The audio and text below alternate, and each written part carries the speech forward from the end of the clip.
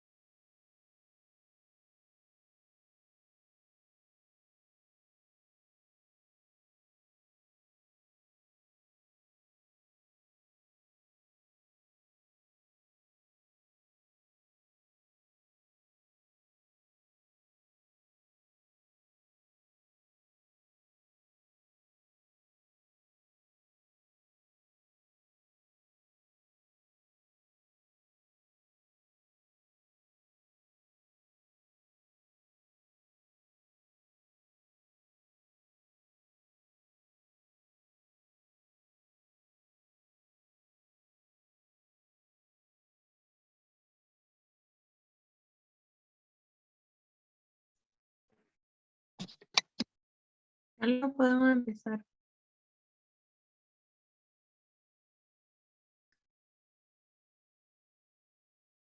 Buenas tardes a todos, bienvenidos.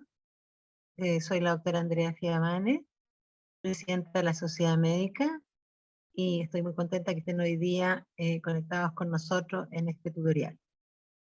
La siguiente. La Sociedad Médica es una sociedad científica sin fines de lucro, cuya función fundamental es la educación médica. Para ello, nosotros tenemos básicamente 4 pilares. Uno son nuestros cursos de educación médica continua, cursos actualizados anuales, con un alto número de alumnos a los que los invitamos porque hay revisiones de medicina ambulatoria, hospitalaria, de sus especialidades. Son cursos siempre renovados con muy buenos presentadores. Nuestra revista médica, que es la revista hispana, una de las revistas hispanas más antiguas del mundo, digamos, de habla hispana. Este año cumple 150 años, vamos a tener algunas actividades de celebración, también para nosotros es un gran honor. Nuestro Congreso de Medicina, que es nuestro congreso anual, este año tiene un lema muy interesante, ¿verdad? Medicina interna, una mirada transversal, ambulatoria y hospitalaria. Tenemos una estupenda organización hecha por el doctor Felipe Busto, con muy buenos presentadores. Lo vamos a hacer en un modo semipresencial, así que nos vamos a ver las caras nuevamente. Así que los invitamos. Guarden su última semana de septiembre y asistan a nuestro congreso y envíen muchos trabajos. Y el cuarto pilar de nuestro proceso formativo es el que estamos hoy día, son nuestros ciclos de webinar, los tutoriales de medicina interna, que son a la discusión, o sea, a la manera que nos gustan los internistas, discusión de casos clínicos, en el que han ido rotando especialidades y hospitales que presentan casos de interés y conversamos un rato acerca de ellos. La siguiente. Hoy día está invitada la posta central, ¿verdad? El Hospital de Urgencia de Asistencia Pública. Este es el afiche inicial, que tiene algunos cambios. El doctor José Miguel Bernucci está a cargo y él nos va a nos va a mostrar el caso y va a dar también la explicación de por qué tenemos algunos cambios en los asistentes. Doctor Bernucci.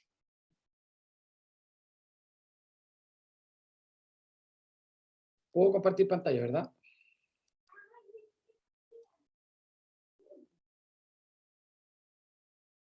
Y como todo en este mundo digital, ¿me pueden asegurar que la ven, por favor?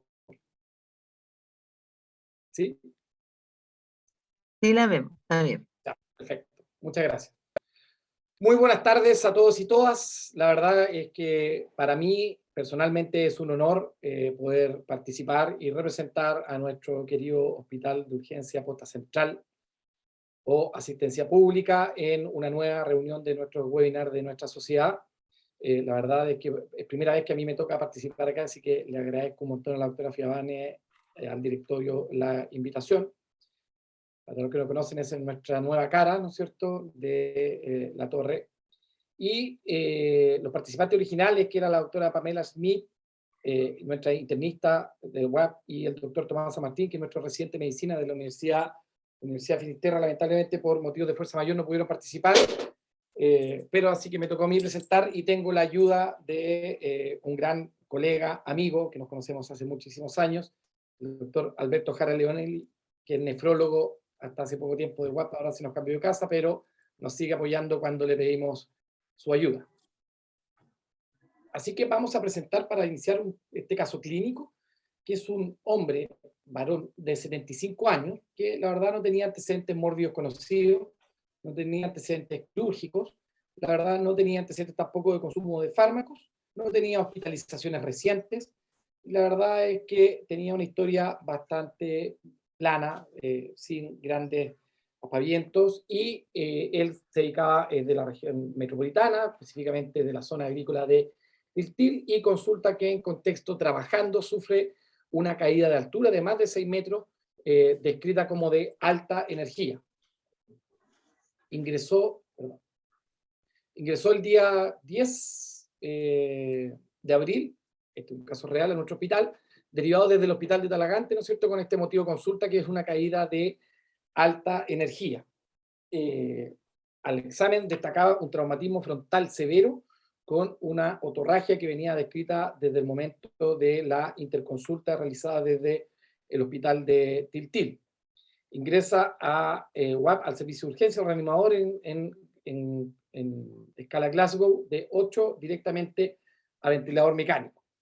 Y el primer antecedente que tenemos es que su TAC de ingreso, estoy poniendo el cronómetro para ver cuánto me demoro, describe una fractura temporal izquierda con rasgos de extensión hacia el peñasco, una hematoma extradural de aproximadamente 8 milímetros de espesor, adyacente a fractura con presencia de neumoencéfalo y ocupación de celdillas mastoides, hemorragia subaracnoidea traumática, contusión hemorrágica frontal derecha, higroma frontal izquierdo, línea media conservada, surcos presentes y cisternas basales abiertas. Como vemos, es un traumatismo encefalocraniano severo, ¿no es cierto?, grave, que tiene diversas alteraciones al examen. Fue evaluado por el equipo de neurocirugía en el servicio de urgencia, no presentaba indicación quirúrgica. A los pocos días de evolución se sospechó una neumonía aspirativa, así que se inició una SIN, que luego se suspende ante la ausencia de confirmación clínica. Evoluciona con hipertensión, con requerimientos de urapiril, ¿no es cierto? Y en su día más 8 de evolución se logra extubar. Entre medio presentó una retención aguda de orina, por lo que fue evaluado por urología sin posibilidad de retiro de sonda Foley, ya que seguía presentando, así que se mantuvo con esto. Lo que destacaba dentro del laboratorio de ingreso es que ingresó con una hiponatremia leve, crónica, hipotónica, asintomática. Fue descrita ya que no se mantuvo entre valores de 131 y 132.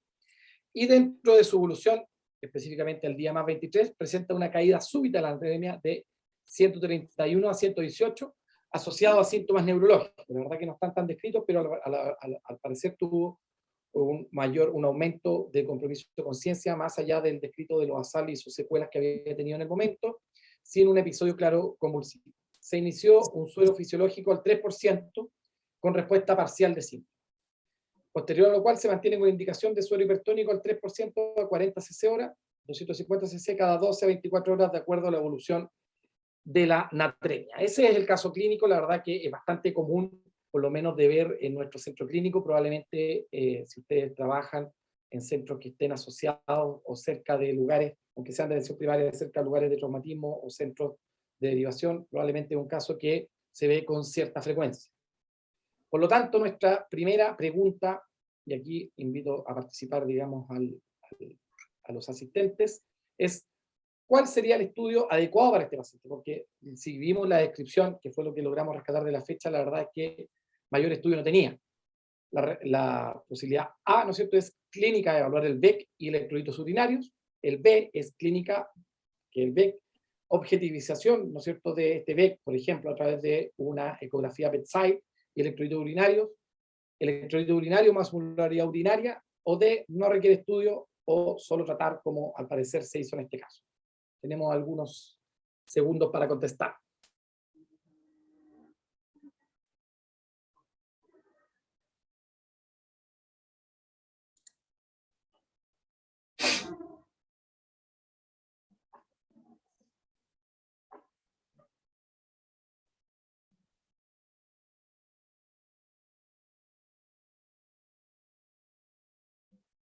Carlos, usted me dice. Tenemos con un 44% de las preferencias la clínica, el BEC, la objetivización del BEC a través de un eco bedside y un electrolito urinario. Esa es la ganadora, doctor Jara, que va a ser nuestro profesor hoy día. Con un 32% tenemos electrolito urinario más osmolaridad urinaria. Con un 23% tenemos clínica y electrolito urinario. Y con 1% no requiere estudio, solo tratar. La verdad es que si uno analiza la fisiopatología de, y cómo el sodio se distribuye y se regula en nuestro organismo, ¿no es cierto?, tenemos a dos grandes incumbentes, ¿no es cierto? Uno que son las aguaporinas que se encuentran en el túbulo colector, ¿no es cierto?, que se regulan a través de la ADH y que pueden tener regulación osmótica y regulación no osmótica. Así también como los ENaC, ¿no es cierto?, a través de la renina-aldosterona más el sistema neuroendocrino y que se regula a través de la hipotensión y la hipovolemia, y así obviamente van a regular tanto la absorción de agua como la absorción de sodio, y eso finalmente la concentración nos va a entregar el sodio circulante. A su vez también sabemos que los cambios en la natremia y en la concentración de esta a nivel cerebral se producen, ¿no es cierto?, adaptaciones que tienen que ver tanto con osmoles orgánicos, que es más tardío, como osmoles inorgánico, que es más inicial. Y obviamente la regulación tanto de la cantidad de natremia como de lo que pasa a nivel cerebral, tanto de la severidad como también del tiempo en que se instala y la capacidad de adaptación, nos van a entregar los síntomas y signos clásicos de hiponatremia, ¿no es cierto?, que van a ser desde severos hasta leves o prácticamente imperceptibles.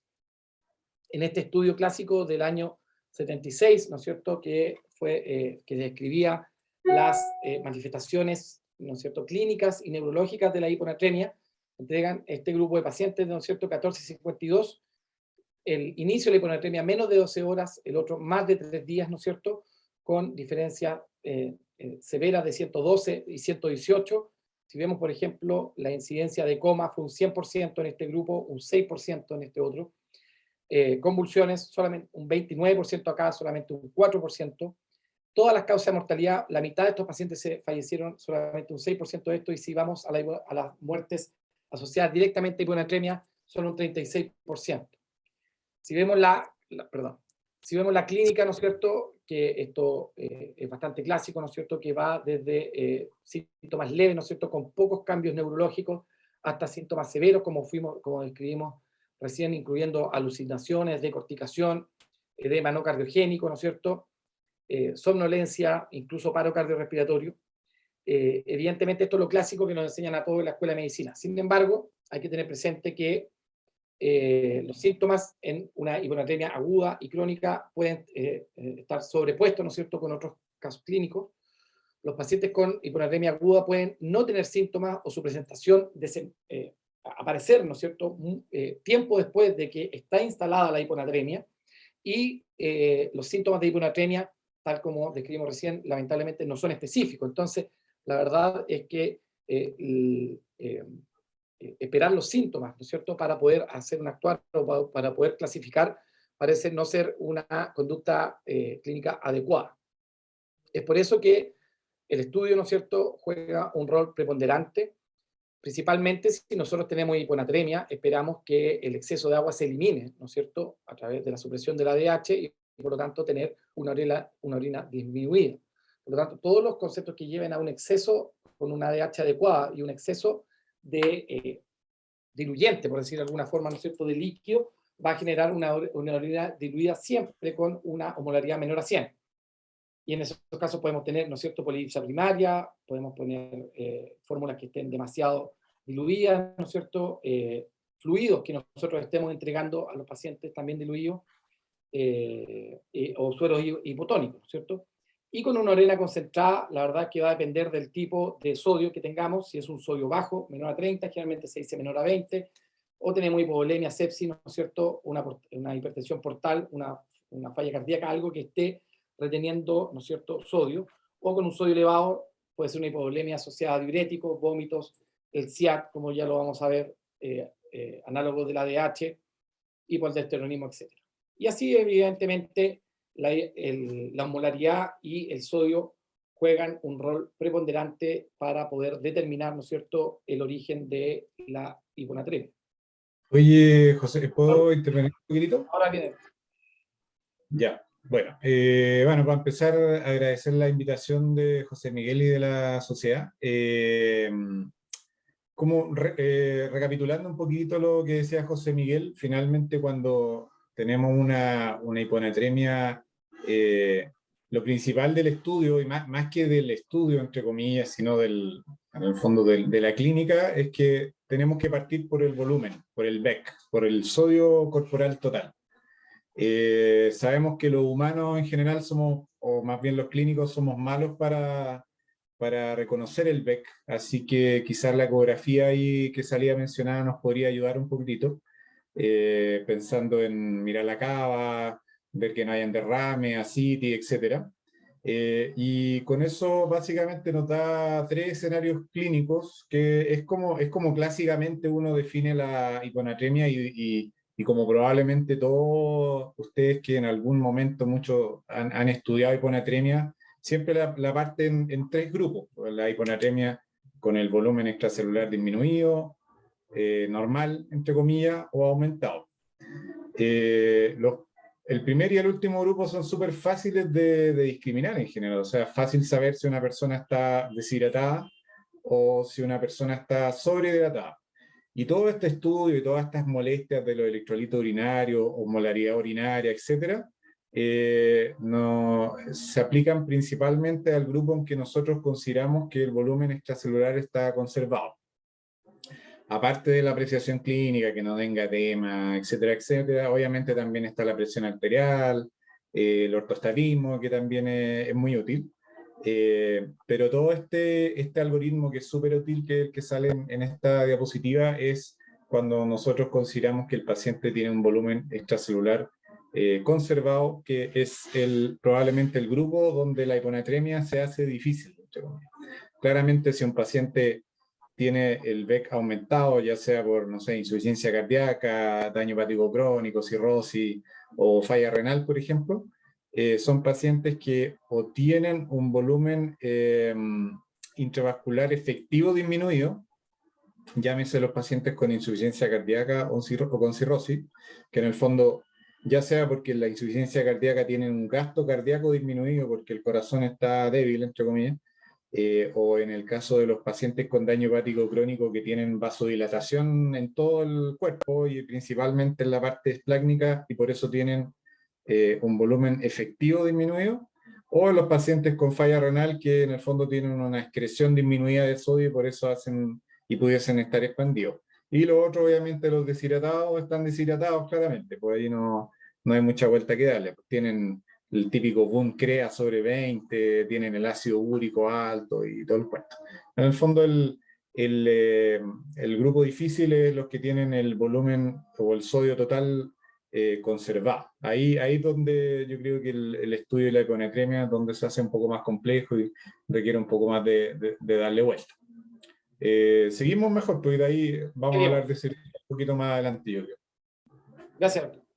Dale, La no. pregunta 2, también para el público, ¿no es cierto? Nos falta la música de fondo, sí. ¿Es frecuente la hiponatremia en el TEC? A, menos del 30%, B, de un 40 a un 60%, C, de un 70 a un 90% y D, mayor de un 90%.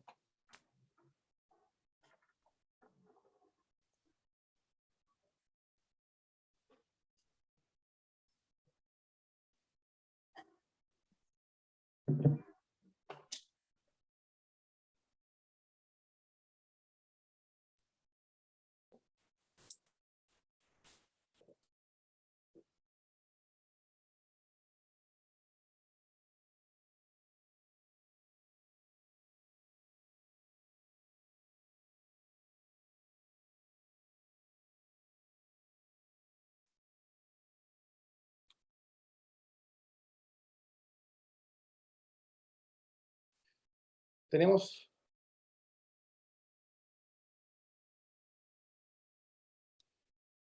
perfecto. Profesor Jara, tenemos de un 40 a un 60%, un 60% de las respuestas,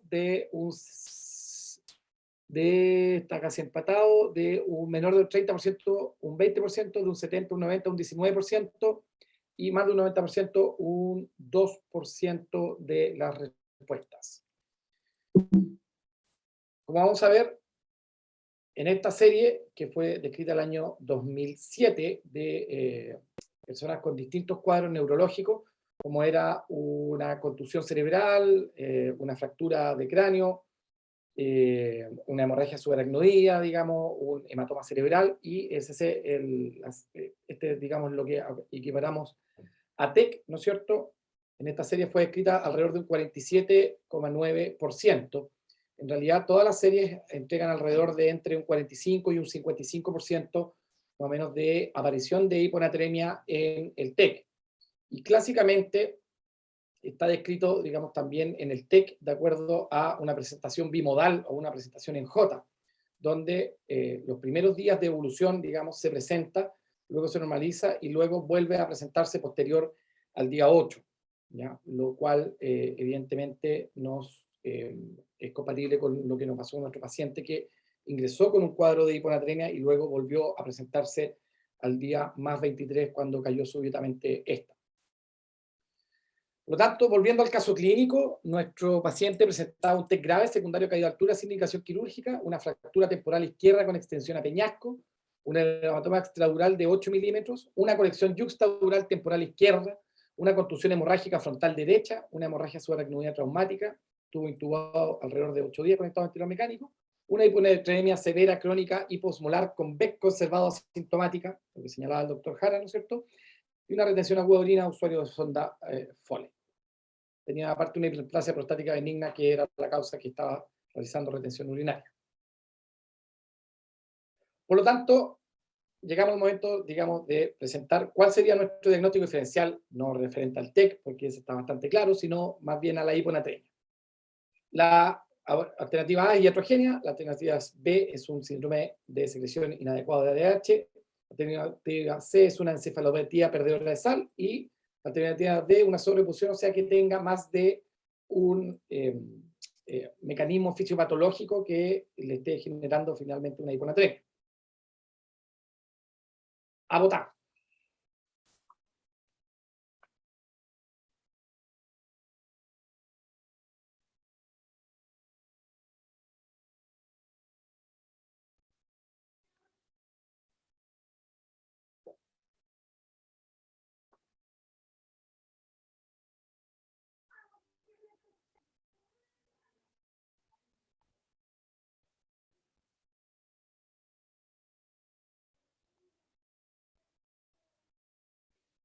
Tenemos respuesta.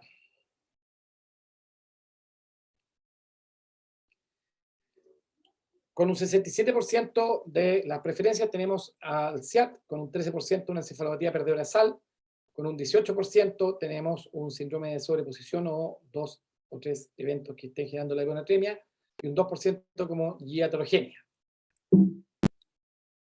La verdad que en este paper clásico de cuando uno estudia, ¿no es cierto?, hiponatremia, se encuentra siempre con este paper del New England, que hablamos del diagnóstico de SIAD, ¿no es cierto?, tenemos una osmolaridad disminuida, es una hiponatremia hiposmolar que yo siempre le digo a los becados, a los internos, que es lo mismo, ¿no es cierto?, con una osmolaridad urinaria anormalmente elevada, mayor a 100, con una clínica de euvolemia, ¿no es cierto?, o normovolemia.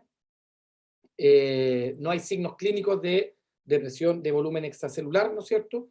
No hay ortostatismo, taquicardia, presión arterial normal, lo que señalaba el doctor Jara, y no hay edemas.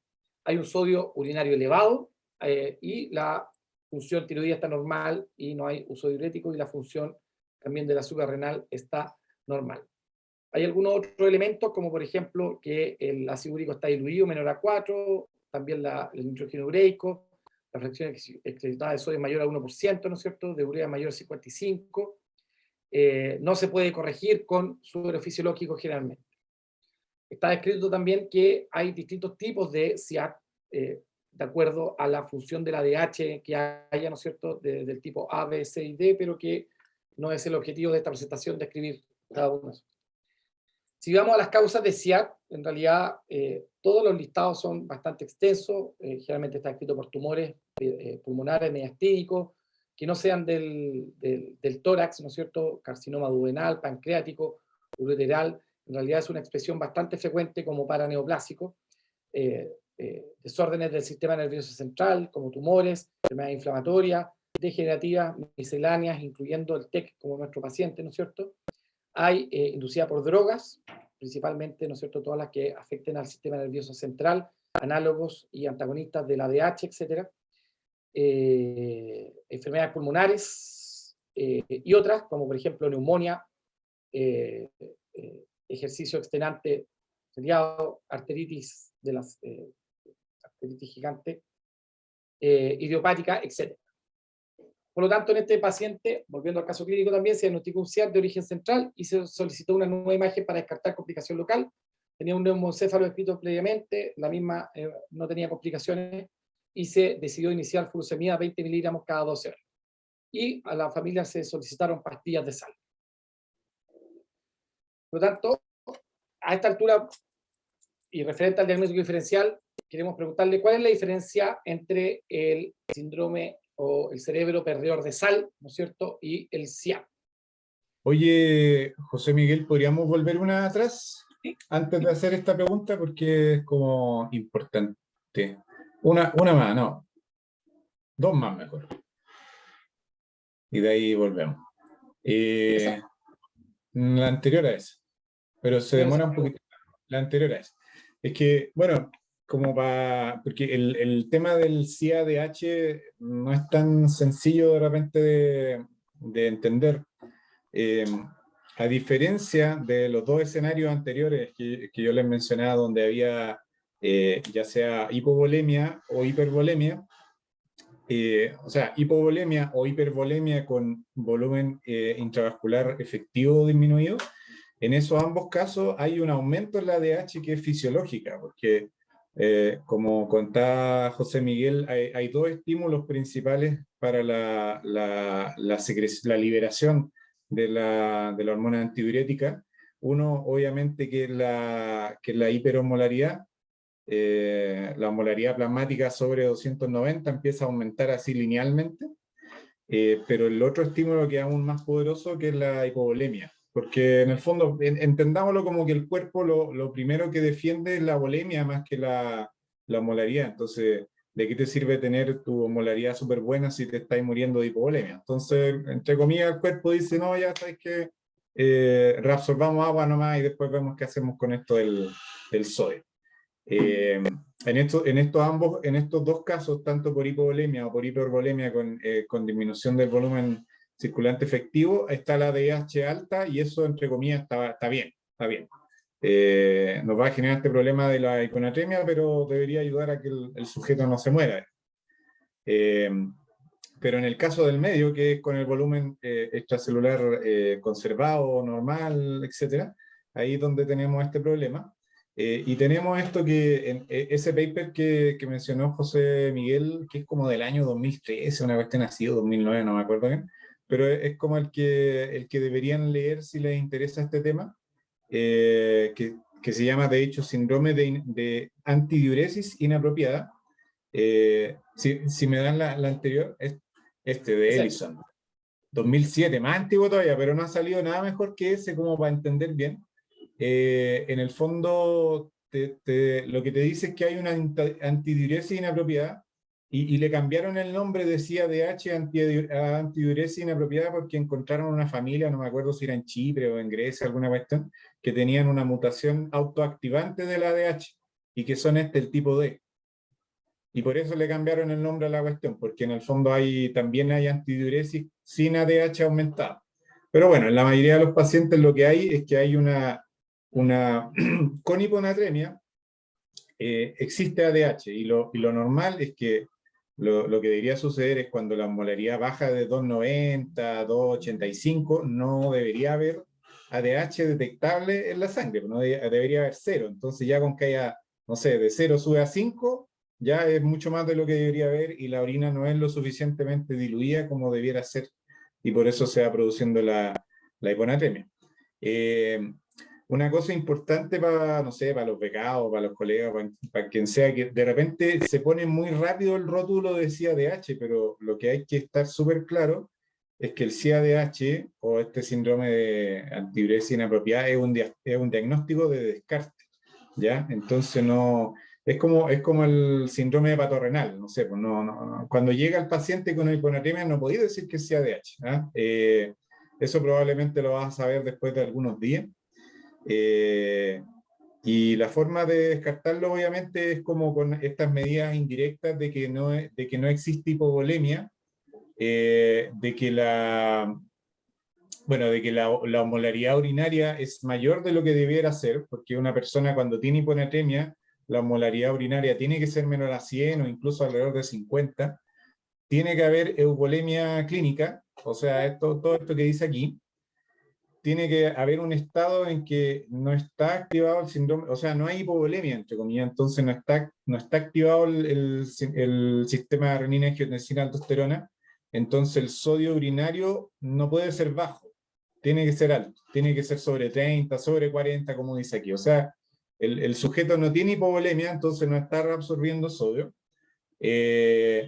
y eso también se expresa en que el nitrógeno ureico y el ácido úrico también son bajos, porque habitualmente cuando hay hipovolemia también el individuo va a reabsorber urea y ácido úrico, que más o menos va como por los mismos carriles.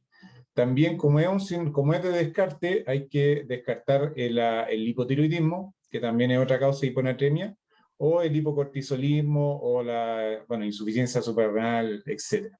La otra cosa, por ejemplo, es como, entre comillas, un tratamiento, y el sodio urinario debe ser orina de 24 horas, sale por ahí, voy a responder al tiro. No, orina puntual es suficiente, ¿verdad? Electrolito urinario en orina puntual para esto no sirve. Dice aquí, por ejemplo, que no se corrija la hiponatremia con una infusión de suero fisiológico. Ese, entre comillas, como un test y un tratamiento. Cuando llega el paciente y uno tiene la duda si es que pudiese estar hipovolémico, le podéis pasar 1 litro de suero fisiológico. Si el sodio se corrige, el paciente en el fondo estaba hipovolémico y lo que estaba haciendo era que estaba liberando ADH por el estímulo de la hipovolemia. Entonces, esos son habitualmente pacientes que tú le pasas 1 litro de suero fisiológico y el sodio le sube al tiro 5 o 6 miliequivalentes. El que no suceda eso, como en los pacientes que tienen CADH, habitualmente lo que sucede es que el sodio o se mantiene igual o incluso baja 1 o 2 miliequivalentes. Entonces, es como, entre comillas, un test y entre comillas, también tratamiento. Y eso principalmente. Y respecto a las causas, que es la siguiente, como para resumir un poquitito, básicamente son cosas o de la cabeza o del pulmón. Todo tipo de cosas. TEC, tumores, etcétera. De hecho, los tumores más frecuentes son el cáncer pulmonar de células claras, no, de células pequeñas, perdón, de células claras el renal, y tumores de cabeza y cuello. Aquí dicen 1000 cc en cuánto tiempo, no sé, en una hora, una cosa así, en el fondo pasarle 1 litro de suero fisiológico a una velocidad razonable, no sé, 1 o 2 horas. Y respecto de los fármacos, que probablemente va a ser la etiología más frecuente que todos veamos y que ustedes van a ver, los principales son los antidepresivos, los antipilépticos como la carbamazepina, y probablemente el más frecuente que ustedes van a ver es las tiazidas. A pesar de que las tiazidas no dan un síndrome de secreción inapropiada de ADH, sino que tienen otro mecanismo que, no sé, si les interesa el tema, los invito a leerlo porque es muy complejo y muy interesante. Se comportan bien similar a una secreción inapropiada de ADH. De hecho, prácticamente igual, son medio indistinguibles. Todas las tiazidas, incluyendo las tiazidas like, como la metolazona, por ejemplo, o no sé, la indapamida incluso pudiese darlo también. Pero en el fondo cosas de cabeza, cosas de pulmón, fármacos principalmente, otros fármacos de uso intrahospitalario como la ciclofosfamida, por ejemplo, la terlipresina y obviamente la desmopresina. Y eso por el momento respecto al CADH. Así que sigue nomás, José Miguel. Vamos a ir a la pregunta 4 para ir un poquito más rápido. ¿Qué diferencia hay entre el cerebro perdedor de sal, ¿no es cierto?, o la encefalopatía perdedora de sal y el SIAD? A, una es euvolémica, el SIAD, y la otra es hipovolémica, la encefalopatía perdedora de sal. B, tienen etiologías similares. C, ambas se pueden tratar con baptanes. Y D, no hay diferencia, ya que la encefalopatía perdedora de sal, como dicen algunos colegas neurólogos y neurocirujanos, no existe. Vamos con la pregunta.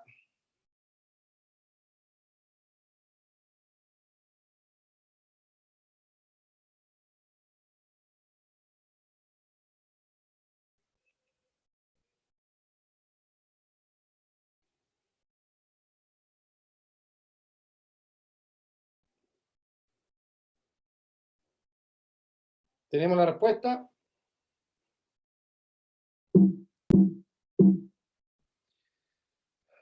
Un 78% dice la opción A, que una es euvolémica y la otra es hipovolémica. Un 16% tiene etiologías similares.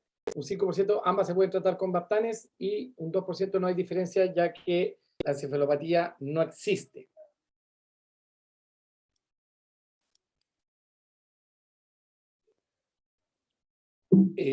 Seguimos. La encefalopatía perdedora de sal fue descrita en el año 50 y se produce por una pérdida, ¿no es cierto?, de sodio que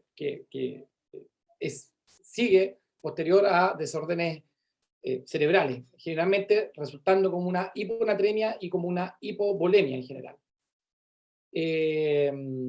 La verdad es que, a pesar de que se pueden confundir en algún minuto, la verdad es que, tal como dijo el doctor Jara, y tal como se plantea en este minuto, evidentemente una cursa con hipovolemia y la otra con euvolemia.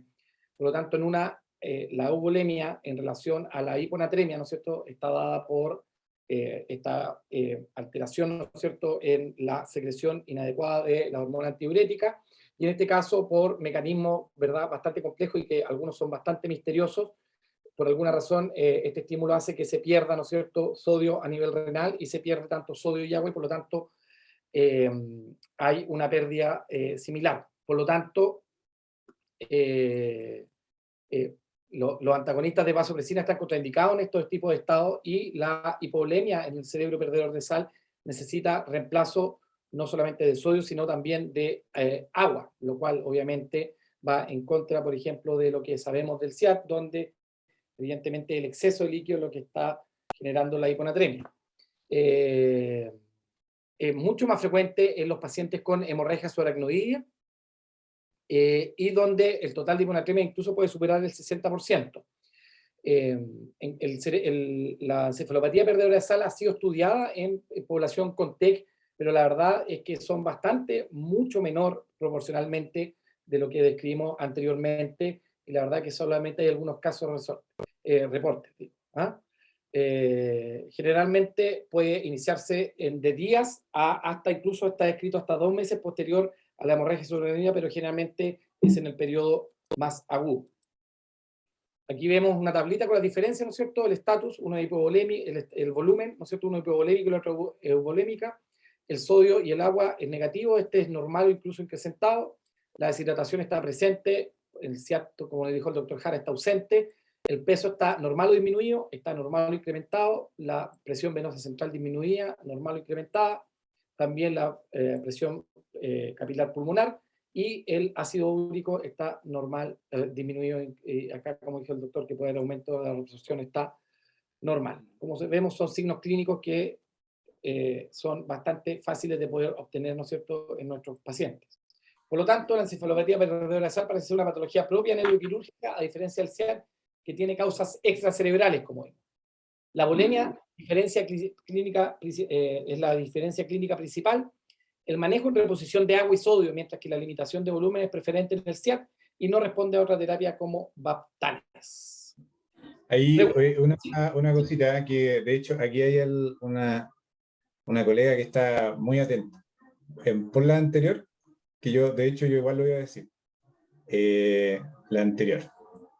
No, creo que me pasé. Bueno, pero el cuadro en el fondo en que salía el ácido úrico, que, o sea, el cuadro en que comparaba las dos, aquí la colega se dio cuenta que dice aquí ácido úrico, en el CIAD en general también debería estar disminuido, así que un yumbito para la colega que se dio cuenta. Sí, Y la otra cosa es que esta cosa del síndrome de pérdida de sal cerebral, etcétera, igual es medio controversial. ¿Eh? Yo la verdad es que yo soy más de la DEA. Yo no creo mucho en la existencia de esta patología, pero bueno, tampoco yo soy una persona que tenga la autoridad como para decir ese tipo de cosas, pero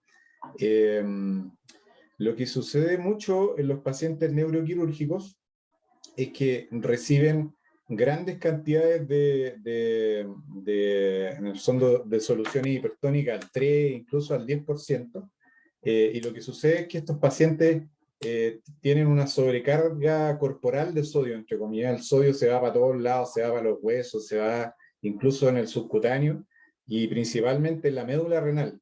Entonces estos pacientes lo que sucede es que quedan sobrecargados de sodio, y posteriormente lo que sucede es que tienen diuresis osmótica. Y además, aparte tienen una reabsorción aumentada de sodio, de agua, tienen una reabsorción aumentada de agua porque tienen una médula hipertónica. Y una de las cosas que uno requiere para reabsorber agua, aparte de tener hormonas antidiuréticas y aguaporinas que funcionen, es una médula hipertónica como para que, entre comillas, para que el agua pueda pasar de un lado a otro, por un tema de osmosis. Entonces, en la mayoría de las veces, de repente lo que se confunde con un síndrome perdedor de sal cerebral es realmente este fenómeno, como que los pacientes pueden estar poliúricos por, no sé, por semana, excretando este sodio que tienen en exceso, y tan poliúricos que si es que no hay una adecuada reposición, eso pudiese llevarlo a la hipovolemia. Existe también esta sospecha de que el síndrome perdedor de sal cerebral pudiese ser porque hay un aumento en el BNP, en el fondo en el péptido natriurético cerebral, pero igual son medios como sospecha y como que no es tan claro. ¿Ah? La verdad es que no es, probablemente si uno le pregunta al neurocirujano, ellos creen que esto existe, pero si le preguntan a la mayoría de los nefrólogos, lo van a cuestionar probablemente. Pero igual es importante saber que existe, no creo que esté todo dicho respecto a este síndrome. Pero eso, pero en el fondo los pacientes reciben mucho sodio, después se liberan de él y bueno, eso va con agua, se hipotensan y puede ser más eso que otra cosa. En fin. Dale, no. Perfecto. Están llamando. Muy bien, la pregunta 5. ¿Causamos hiponatremia a los médicos? Sí, por supuesto. No, claro que no. C, depende del médico. Y D, que fue para rellenar el cubito, fue no sabe, no responde. Pero en general, la pregunta 5 va de la A, B o C.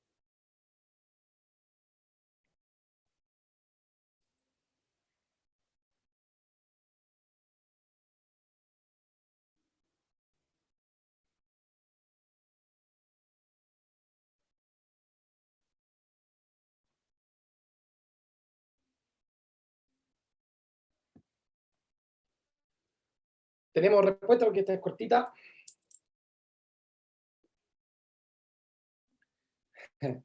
¿Causamos? Sí, por supuesto, un 78%, un no, tiene harta fe, un 2%, y depende del médico, un 21%. La verdad que esta es una respuesta, es una pregunta que es súper interesante, y esto principalmente, si uno podemos ir a la evidencia, hay un estudio bien bonito que se hizo acá en el año 2020 en Dinamarca, donde un grupo de estudio quería ver si se requerían hacer acciones preventivas para evitar, en el fondo, que hubiera hiponatremia intrahospitalaria. Y lo que hicieron ellos es que hicieron una encuesta a prácticamente un grupo seleccionado, digamos, de médicos que trabajaban en hospitales daneses, 348, que finalmente respondieron 159. Y este estudio lo que mostraba es que ponía 4 escenarios clínicos distintos y en el fondo los invitaba a responder qué tipo de fluidos se le entregaban a estos pacientes. Entonces, la primera pregunta, ¿no es cierto?, que respondieron 201, una niña, mujer joven de 18 años, ¿no es cierto?, está hospitalizada,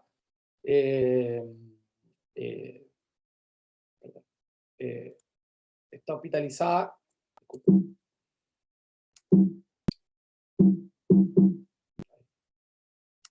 ahí sí, está hospitalizada, ¿no es cierto?, con un cuadro agudo, presentaba diarrea en la examinación, ella aparecía con la piel fría, ¿no es cierto?, con la presión normal, estaba taquicárdica y tenía el nivel de conciencia disminuido. Entonces se le decía qué tipo de, los exámenes laboratorios estaban normales, entonces qué tipo de fluido le daban.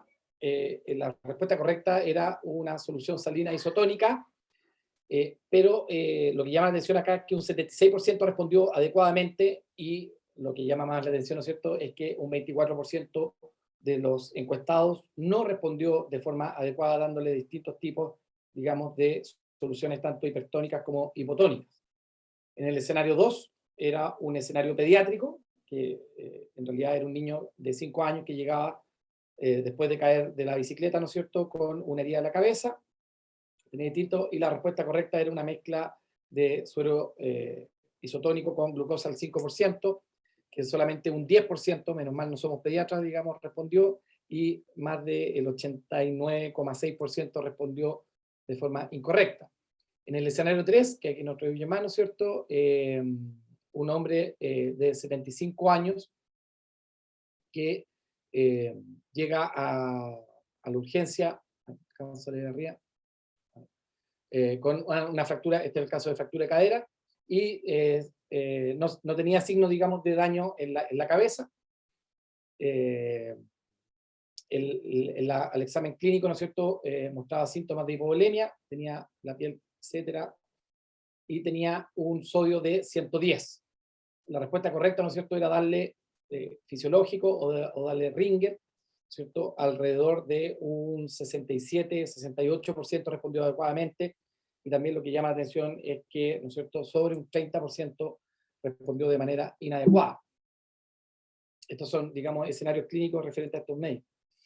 Y en el escenario 4, una mujer de 28 años hospitalizada, ¿no es cierto?, se intoxicó con fármacos y una gran cantidad de agua. Finalmente se le ve y tenía un sodio de 118, la respuesta correcta era darle suero al 3%, ¿no es cierto?, estaba con una hiponatremia sintomática, y finalmente casi un 40, sobre un 40% de estos médicos no respondió de forma adecuada. Aquí están las características de los participantes. Es importante señalar que, por ejemplo, no había una diferencia tan significativa entre si era un junior doctor o un senior doctor, si tenía, había muy poca diferencia referente a la cantidad de práctica, a la cantidad de fluidos que ellos indicaban, era referente a la respuesta correcta. Por lo tanto, es algo que llama, digamos, bastante la atención. Por lo tanto, la iatrogenia sigue siendo una etiología importante dentro de las causas de hiponatremia intrahospitalaria. El desconocimiento del uso de soluciones parenterales y su relación con las patologías a tratar parece ser una causa principal, y la formación y experiencia parece ser un factor preponderante también para evitarla, pero, como digo, más bien, al parecer, la relación que uno tiene con este tipo de pacientes para tratarlo, como por ejemplo hacemos medicina interna. Una acotación respecto a eso. Claro, principalmente para los colegas no internistas habitualmente, que cuando uno tiene un paciente hospitalizado, la primera pregunta que se tiene que hacer es si realmente el paciente requiere administración de fluidos o no. Porque típico, no sé, pues de repente a todo paciente, no sé, yo cuando era general de zona lo hacía también, así que no, a todo paciente uno le dejaba un suerito porque un suerito. Eh, pero no es necesariamente, no es necesario, o sea, uno mismo, no sé, pues, uno no se va a morir de repente con que no tome 3 litros de agua todos los días. Entonces un paciente hospitalizado que no está deshidratado, evidentemente tampoco es 100% necesario dejarle pasando un suero, pensando que la persona igual va a comer probablemente, eh, y la cantidad de líquido que necesitamos no es tanta, o sea, las pérdidas más, un poquito más, o sea, no es necesario a todos los pacientes dejarle colgando un suero. Ahora, respecto, si es que consideran que realmente es necesario dejarle pasando un suero, en general, los sueros más adecuados son los que son isotónicos, o sea, o el Ringer lactato o el suero fisiológico, que a todo esto, claro, se ha demonizado un poquito al suero fisiológico, pero la verdad es que la evidencia como que el Ringer lactato sea mejor al suero fisiológico en el paciente común y corriente tampoco es muy robusta, así que cualquiera de los dos se le pueden dejar, pero dejarle suero glucosado, por ejemplo, solo, o de repente lo que muchos hacen de agregarle un par de ampollitas de NaCl al suero glucosado, no conviene. O sea, en general, todo suero que le dejen a un paciente de mantención, en particular los adultos mayores, debería ser un suero isotónico. Así que glucosados solo o glucosados con un poquito de sodio potasio, pero que no sean isotónicos, no conviene. Gracias. La pregunta 6. ¿El SIAT incide en el pronóstico de este paciente? La respuesta A dice sí, y es independiente de su enfermedad de base, que tiene incidencia en el pronóstico. No, es esperable y solo una complicación de su enfermedad de base. C, sí, pero depende de su enfermedad de base. Y D, depende esta incidencia del outcome medido. Depende. ¿Qué es lo que tomamos por pronóstico? Entonces, los invitamos a votar, a participar.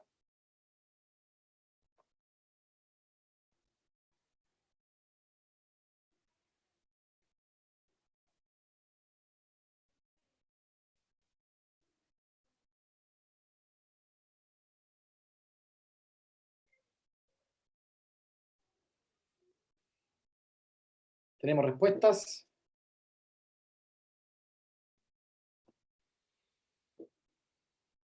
El SIAT, un 46% es sí, pero depende de su enfermedad de base. Un 35% es sí y es independiente de su enfermedad de base.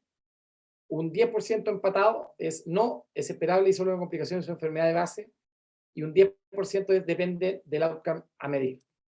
Es una interesante discusión esta, principalmente porque en esta revisión sistemática bastante completa, publicada en el año 2013, en el fondo, se tomaron diversos estudios y se tomaron diversos outcomes referente a medir. Por ejemplo, se tomó la medición, ¿no es cierto?, de la presencia de hiponatremia en infarto en miocardio.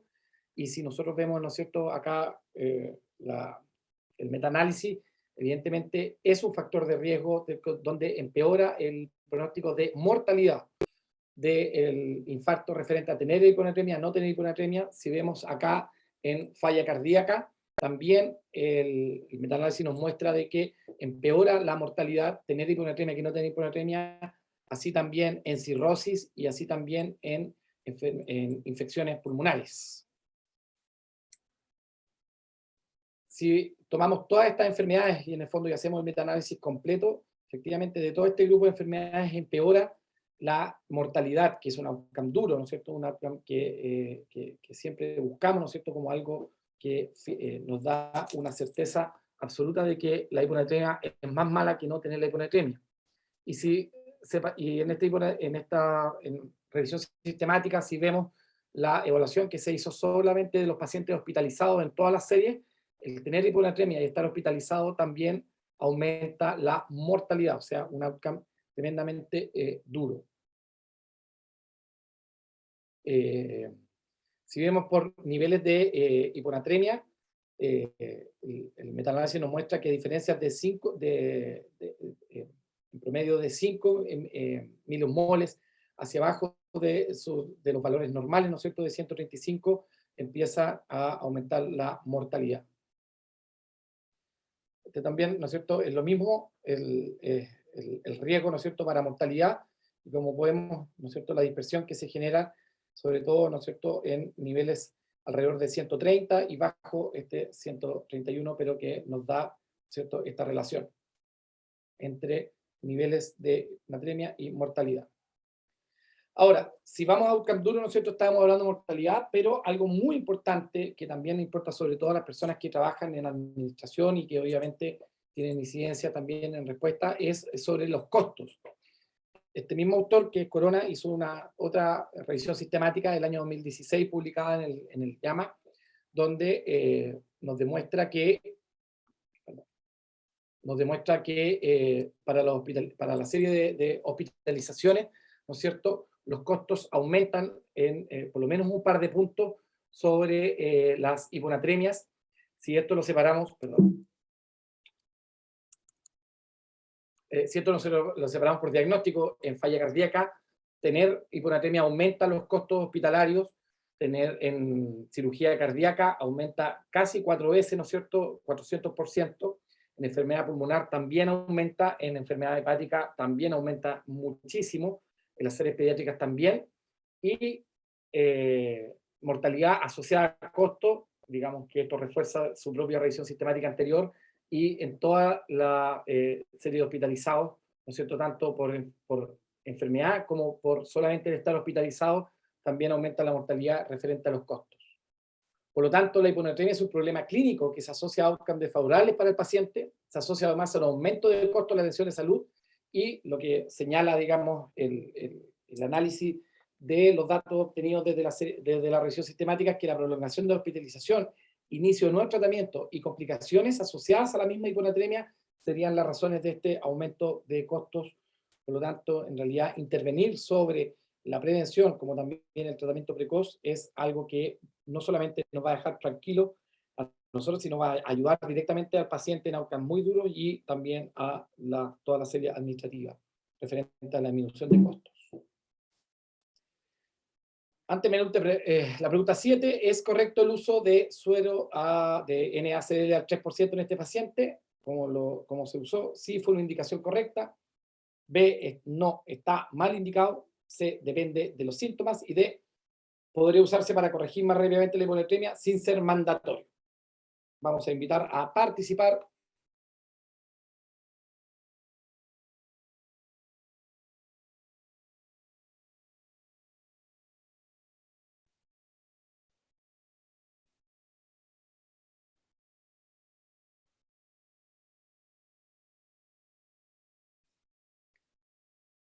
Participando, veamos las respuestas para apurarnos ya. Sí, fue una indicación correcta, un 37%, depende de los síntomas, un 32%, está mal indicado, un 19%, y podría usarse para corregir más rápidamente la hiponatremia sin ser mandatorio, un 13%.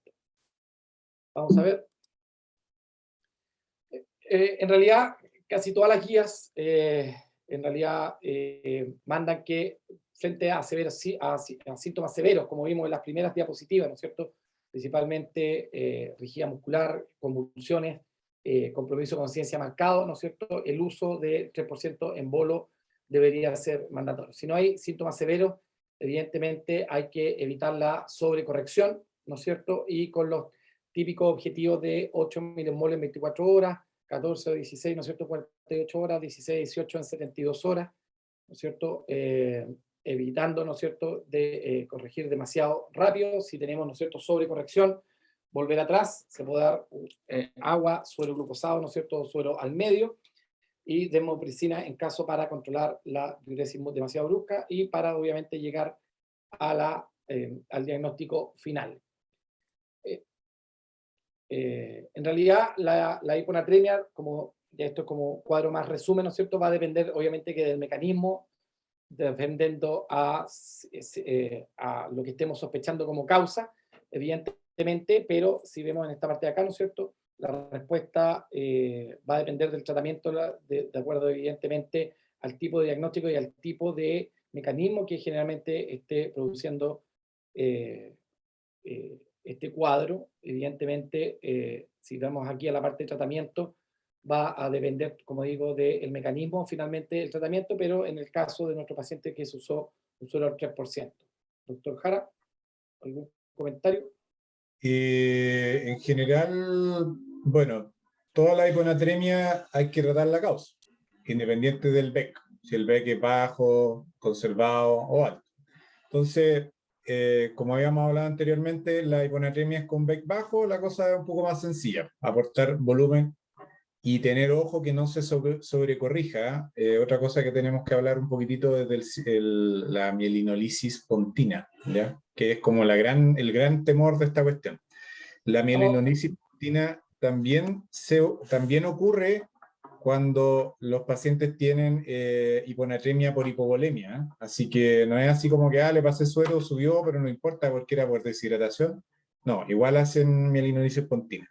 Así que obviamente que igual hay que estar atento. En los casos donde el BEC ha aumentado, también hay que corregir la causa. O sea, si es por insuficiencia cardíaca, ver si es que hay alguna forma de que podamos mejorar un poco la fracción de eyección, el gasto cardíaco, vasodilatadores, etcétera. Tratar de mejorar la función renal, etcétera, etcétera.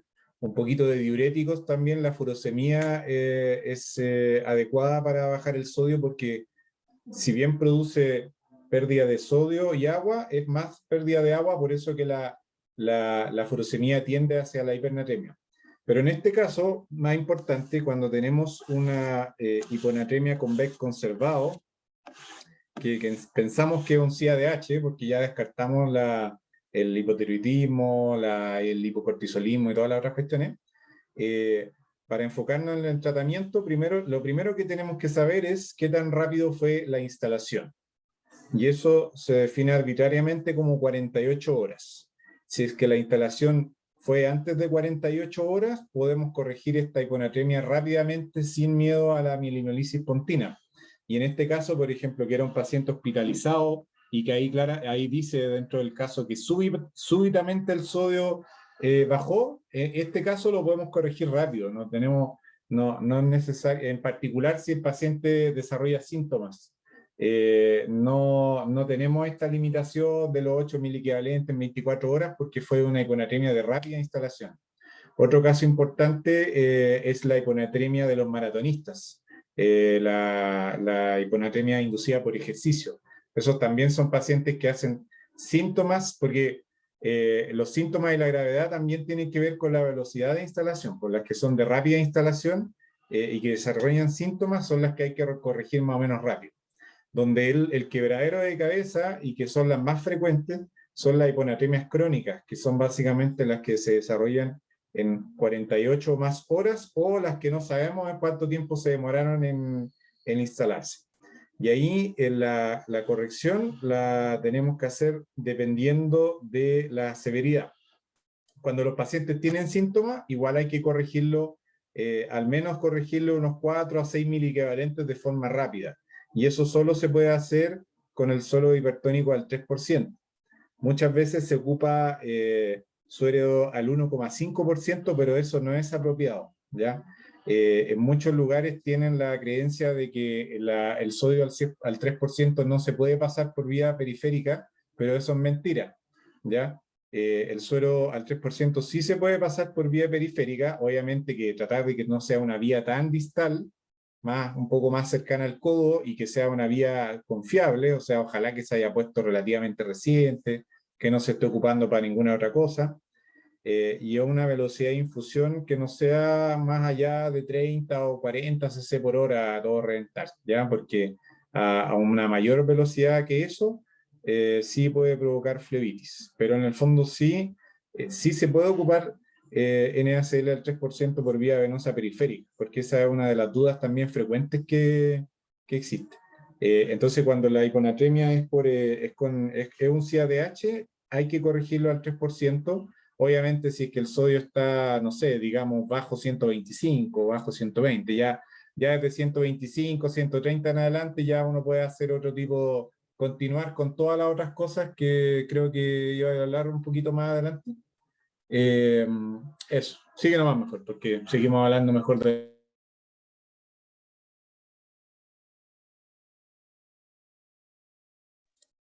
Está ahí silenciado, José Miguel, por si acaso. Perdón, estaba hablando solo otro de los problemas que tenemos otro de los problemas que tenemos con la modernidad. Pregunta 8. ¿Qué tipo de administración es superior? A, bolo. B, infusión continua. C, depende de la presentación clínica. D, depende de la patología de base. Ahora preguntar, penúltima pregunta, ya estamos a punto de finalizar para no aburrirlos mucho más. Entonces, A, bolo. B, infusión continua. C, depende de la presentación clínica. D, depende de la patología de base.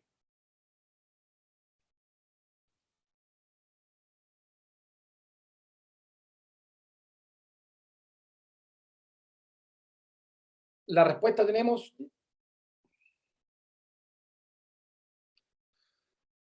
La respuesta C, depende de la presentación clínica, con un 58%. Luego viene infusión continua, un 21%, embolo un 18%, y depende de la patología de base, un 4%. Vamos a ver. Esta revisión sistemática, que fue publicada el año 2020, ¿no es cierto?, compara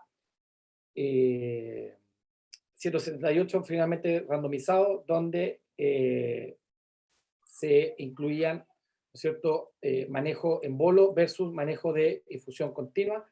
Aquí están las características, digamos, de los integrantes de esta revisión.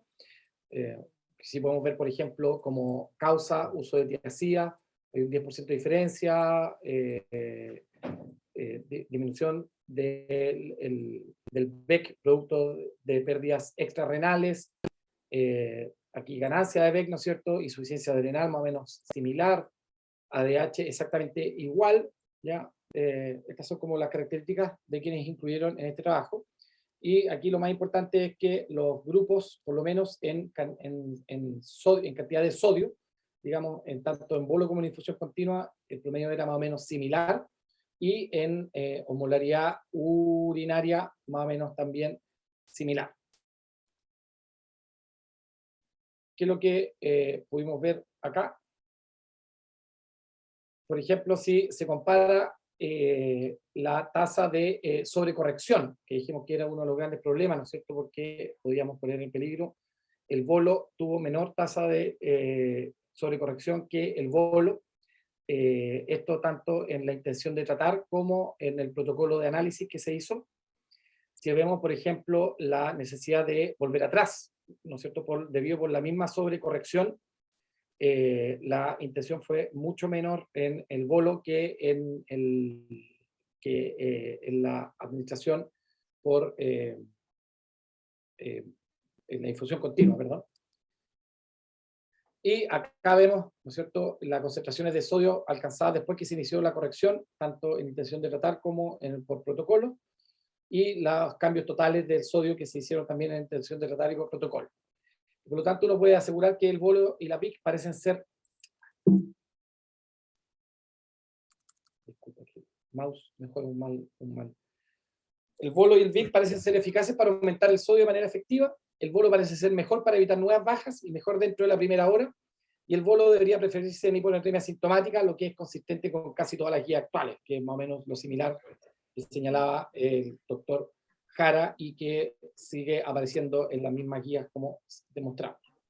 Un comentario respecto a eso. Bueno, el tema ahí es como un poco a gusto del consumidor, pero ese ensayo que muestras tú y otro que salió después, que se llama Salsa, que es del 2021, que salió publicado en JAMA, también comparan bolo versus infusión continua, y la verdad es que no hay mucha diferencia, pero lo que sí decía es que obviamente el bolo, la corrección es más rápida y hay menos sobrecorrección.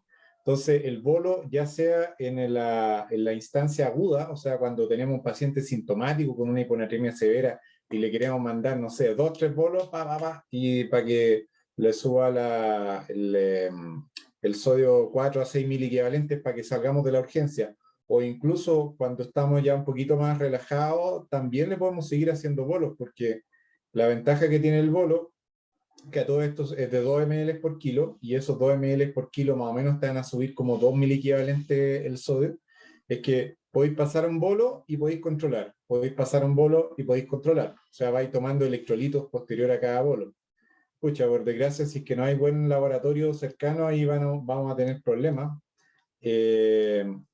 Pero el problema de la infusión continua es que es media peligrosa, porque puedes llevar a la sobrecorrección. Entonces, no hay nada, la verdad, que reemplace al hecho de ir haciendo electrolitos seriados, ojalá cada 6 horas, cada 8 horas máximo. Las fórmulas tienen la desventaja de que son imprecisas, no consideran habitualmente los gastos, perdón, las pérdidas del paciente, porque las fórmulas que hay, y bueno, si van a ocupar alguna, la que les recomiendo es la de Adrogué y Madías, que tiene la ventaja que agrega el volumen que tú le estás pasando. Es mejor, digamos, Adrogué y Madías, por si acaso. Es que, no sé, pues tú podéis preparar un sodio al 3% en 1 litro y, no sé, pues si no quedó clara la indicación que tú diste, o no se lo cortaron cuando tenían que cortárselo, corre el riesgo de que se sobrecorrija. En cambio, si vais pasando bolos de, no sé, 100 o 150 cc y controlas, no te va a suceder eso. Y en un paciente con una hiponatremia crónica, es más peligrosa la sobrecorrección que la hiponatremia, en lo agudo. A diferencia de la aguda, en que hay que corregir rápido porque la hiponatremia per se es la cosa grave, en las crónicas la puedes tú echar a perder mucho más, generándole al paciente una mielinolisis pontina. Así que es por eso realmente que el bolo es más seguro, ¿ya? Quizás no más efectivo, pero al menos más seguro. O quizás un poquito más efectivo, pero sí más seguro, eso sí. Gracias. Y la última, bueno, lo que tenemos acá es que nuestro paciente continuó con el caso clínico, después de varios días de evolución, se suspendió los sueros por 24 horas que se le había dejado, y vemos que los electrolitos nuevamente caen.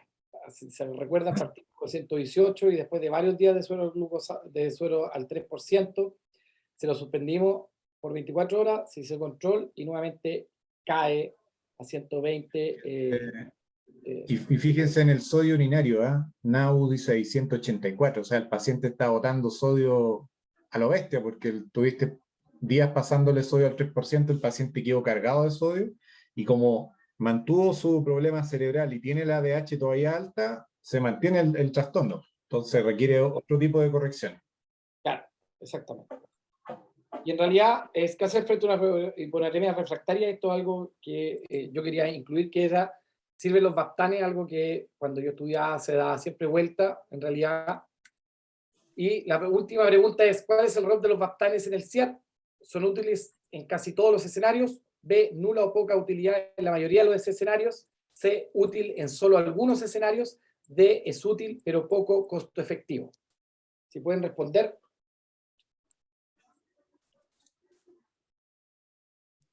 Entonces, A, son útiles en todos los escenarios. B, nula o poca utilidad en la mayoría de los escenarios. C, útil solo en algunos escenarios. D, es útil pero poco costo efectivo.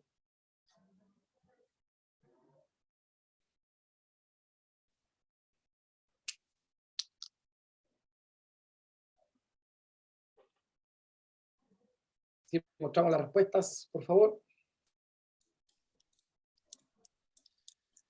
Útil en solo algunos escenarios, un 40%. Tenemos útil pero poco costo efectivo, un 36%. Y tenemos un empate en son útiles en casi todos los escenarios, un 12%, nula o poca efectividad en la mayoría de los escenarios.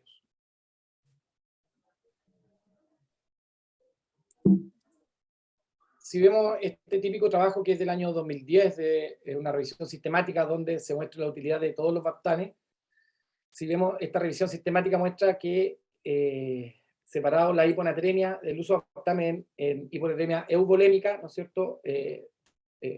Entrega bastante, digamos, recomendación hacia su uso. En la hipervolémica también, y se hace el total con una excelente heterogeneidad, ¿no es cierto?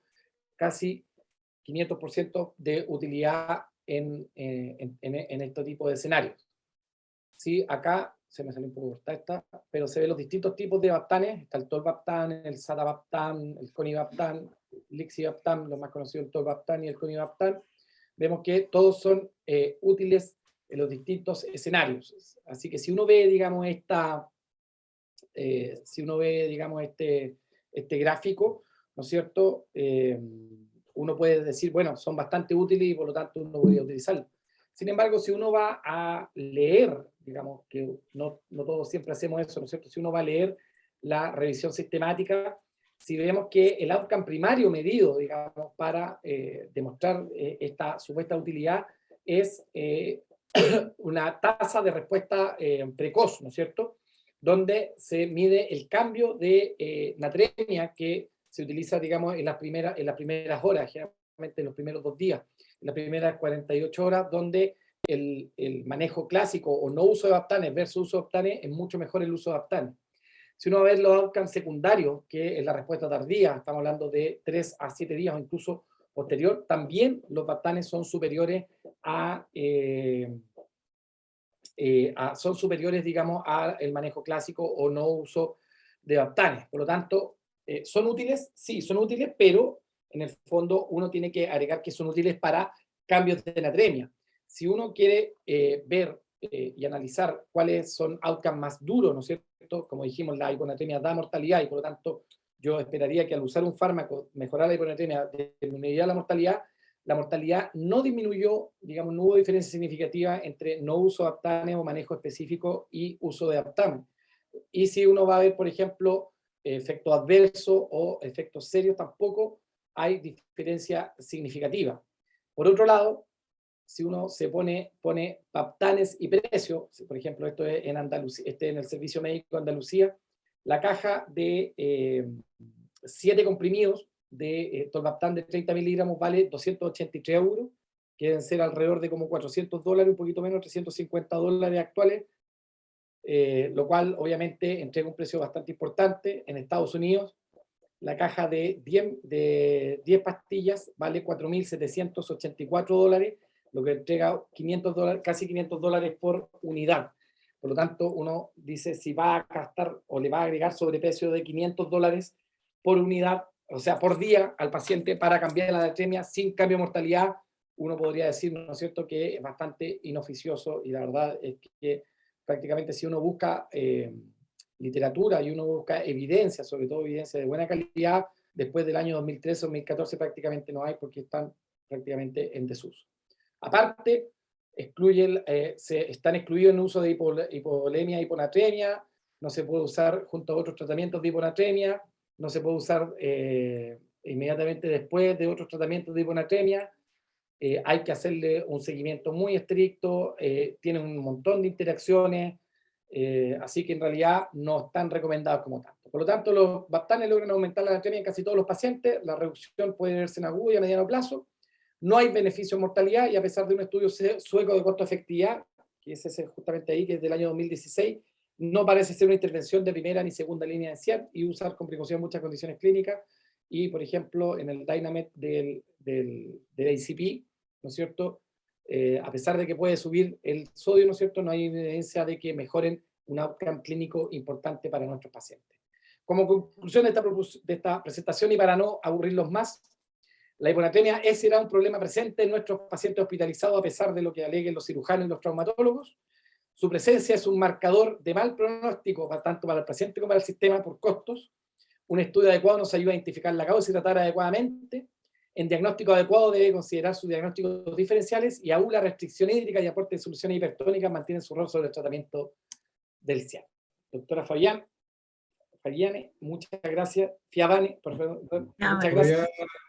Hay algunas preguntitas y quería complementar. Perdón, y hubo una pregunta que yo borré, de que alguien preguntaba si todavía el análisis del sodio con el potasio urinario tenía algún rol sobre el diagnóstico de SIAD.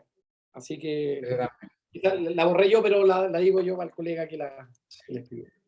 Algunas cosillas. Bueno, a ver, respecto a las preguntas, las respondo al tiro para que no se me olvide. Los bolos de sodio al 3% son en teoría de 2 cc por kilo. Eso es como lo que las guías recomiendan y lo que se ha evaluado en los estudios clínicos. Así que, no sé, pues, si pesa 70 kilos, sí son como 150 cc. Pero para la viejita chica pueden ser 100 cc. Ahí hay que calcular. ¿Qué otra cosa? Tiacidas. Probablemente la causa más frecuente de hiponatremia mundial y también una causa frecuente de la consulta de urgencia. El tratamiento habitualmente parte por suspender la tiacida. ¿Ah? Y eso de la sobrecorrección de lo que hablaban colegas en general no, ¿ah? O sea, va a tender a la corrección, pero son pacientes que igual van a requerir sodio al 3% y suspender la tiacida. Ahí hay dos escenarios clínicos. Una es la hiponatremia crónica, que si es significativa la hiponatremia hay que suspender la tiacida, y la otra es la hiponatremia aguda, que hay que suspender también la tiacida.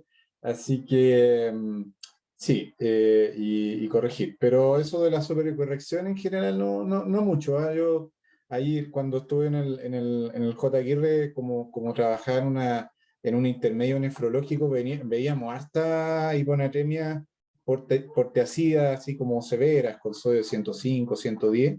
Y claro, una vez que la tiacida se suspendía y que tienen vías medias un poco largas, la clortalidona, por ejemplo, es como de 36 horas o puede ser incluso más, el paciente empezaba a corregirse a pesar de que uno ya le había suspendido el sodio al 3%. Volviendo un poquito más, aquí una pregunta muy práctica, ¿cómo preparo el suero al 3%?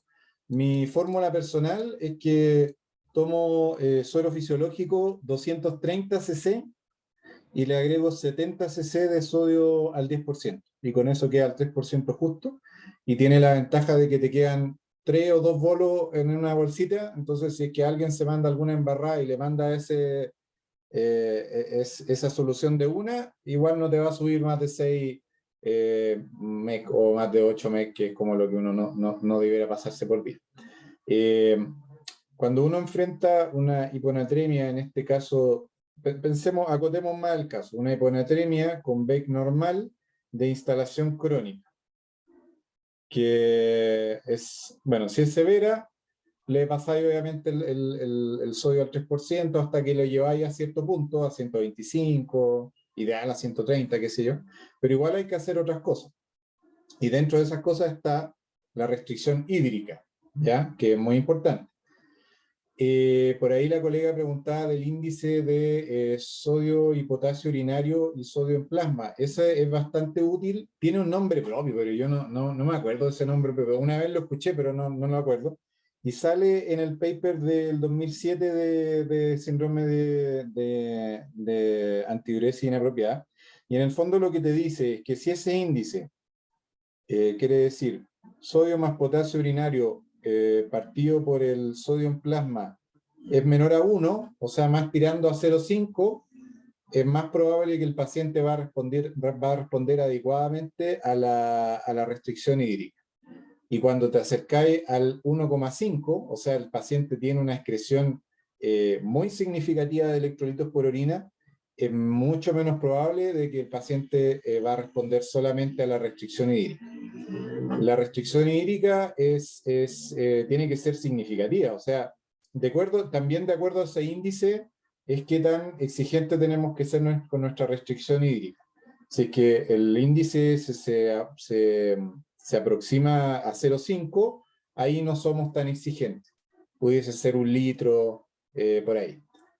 Cuando el índice está alrededor de 1, deberían ser como 750, y cuando el índice está tirando a 1,5, deberían ser 500 cc por día, que es súper exigente y es muy poco probable que alguien pueda cumplir eso porque le va a dar sed. Por ahí Ignacio Pérez... Perdón, solamente ahí señalar y reforzar que efectivamente la restricción hídrica bajo condiciones controladas es muy difícil de controlar, digamos. Yo creo que todos aquí hemos sentido sed, y sed de la mala, de la buena, digamos, me refiero, y Y eso es muy difícil que el paciente cumpla, digamos, porque la sensación de sed es muy desagradable. Y por lo tanto, Claro. en realidad es muy difícil que bajo condiciones que no son controladas el paciente pueda seguir la indicación. Eso es como una cuestión práctica, digamos, que siempre tenemos. El segundo punto, aparte de la restricción hídrica, es que tenemos que aumentar el consumo de solutos, ya sea solutos sodio, electrolitos. Por eso este caso de las pastillas de sal van a ser buenas, porque te van a aportar sodio, pero al menos no van a causar sed en la boca. Igual te van a causar sed al cerebro, entre comillas, por el sodio que va a estar entrando, pero al menos no te va a dejar la boca salada, que eso dan ganas de tomar agua. Y lo otro que no es muy nombrado, pero sí debiera ser parte fundamental del tratamiento, es que también hay que al paciente darle una dieta hiperproteica, ¿ya? ¿Y por qué eso? Porque en el fondo el riñón en este caso, voy a hablarlo así de una forma como personaje entre comillas, va a liberar una orina con cierta osmolaridad, pero esa osmolaridad es inespecífica de si bota sal o si bota urea, ¿ya? Va a botarla a cierta osmolaridad. Entonces, si nosotros le hacemos la pillería de que le damos una dieta extremadamente hiperproteica, el paciente va a botar la osmolaridad que tiene que botar, pero lo va a botar con lo que tiene más disponible, en el fondo, que es con urea, y va a dejar el sodio y los electrolitos adentro, ¿ya? Por así decirlo. Estoy como simplificando porque es un jaleo bien complejo, pero... y de hecho hay algunos estudios belgas donde los pacientes los tratan con pastillas de urea, ¿ya? Obviamente que si la sal es desagradable al gusto, la urea mucho peor porque tiene olor a orina, o sea, y sabor a orina. O sea, bueno, la cosa es que el tratamiento tiene que ser la restricción hídrica, el aumento del consumo de solutos, tanto sal y electrolitos, como una dieta hiperproteica para que los moles diarios que el paciente consuma, que habitualmente el viejito, digamos, hospitalizado, que siempre deja en dieta hiposódica, régimen liviano, deben ser, no sé, unos 400 moles, que pasen, no sé, a 1000, qué sé yo, o sea, una dieta más contundente. Así que si la persona está relativamente bien, déjenle régimen común y, no sé, pues hablen con la nutricionista para que le dé una cosa un poquito más potente. Y la otra cosa que también puede ayudar son dosis bajas de furosemida. Llámese, no sé, 20 miligramos al día, una cuestión así. Porque los baptanes, como decía José Miguel, efectivamente suben el sodio, pero no disponemos de ellos y no vamos a disponer de ellos probablemente en la próxima década, porque el precio de mercado no ha bajado lo suficiente como para que su uso sea práctico. Y eso, o sea, restricción hídrica, restricción hídrica medida, ¿eh? No ponerle restricción hídrica porque eso no significa nada, o sea, 750 cc por día, hablar con la nutricionista. Entre comillas, la hiponatremia es una enfermedad en que la nutricionista es fundamental. Entonces no puede ser esa pasada más que pasa, no sé, y le deja la comida a 100 pacientes, sino que tiene que ser una comunidad en el fondo con la nutricionista, porque si el manejo nutricional no es adecuado, tú no vas a corregir un CADH de ninguna manera. Y no vaya a poder dar de alta a tu paciente y te vaya a chorear y le vaya a empezar a buscar otras cuestiones, etc. O sea, tiene que ser un manejo personalizado con la nutricionista. Incluso ella es más importante que tú en este caso. El tema de un poquito de furosemía y eso más que nada. Vi por ahí una preguntita respecto a la osmolaridad urinaria. La osmolaridad urinaria se calcula similar a la osmolaridad plasmática, pero la diferencia es que en este caso es la mezcla del sodio y el potasio, o sea, la suma del sodio y el potasio por 2, más el nitrógeno ureico urinario partido por 2,8. ¿Ya? O sea, es como similar a la del plasma. La glucosa no existe porque no debería existir glucosuria en general. Eso. Y no No, sé qué más. Sí, no, yo era algo súper práctico. Las pastillas de sal generalmente se pueden mandar a hacer en recetario magistral. ¿Ah? Se hacen NaCl de 500 miligramos comprimidos. ¿Ya? Y se puede dar 1 o 2 comprimidos cada 12 o 8 horas, de acuerdo más o menos lo que tolere el paciente y lo que no son muy bien tolerados oralmente, así que pero lo que tolera el paciente. Y evidentemente las pastillas de sal te sirven sobre todo para mantener natremia alta, como este paciente, por ejemplo, que se le suspendió el suero y la natremia se le cayó, probablemente comenzar las pastillas de sal antes de suspender el suero hubiera sido bastante útil. Doctor Fabián, estamos la hora, parece, doctora Fiamma. Vamos, sí, pero oye, yo creo que ha sido muy dinámico, en realidad normalmente hacemos la presentación y después preguntamos acá al doctor, ahora estuvo contestando entre medio, entonces contestó muchas preguntas, igual hay muchas dudas, pero yo creo que hay cosas súper claras, yo creo que en hiponatremia es de los buenos ejercicios para los internistas, tanto en el buen diagnóstico, como él bien decía, respecto a su condición de hidratación, como en el manejo cauteloso y adecuado, depende si uno sabe si el enfermo es medianamente agudo o mucho más crónico. Las fórmulas están, muchas de esas ya las discutieron, les entregaron muchos conceptos súper prácticos, así que yo creo que ha cumplido absolutamente el interés de este tutorial. Por supuesto que hay muchas dudas porque este es un tema, lejos de ser aburrido, doctor Bernucci, como ustedes, despierta mucho interés en el público que ha estado todo el rato portillando preguntas al doctor Jara y quedaron con muchas preguntas que en realidad les entregó probablemente las bibliografías que más usamos todos para que esto esté muy bien.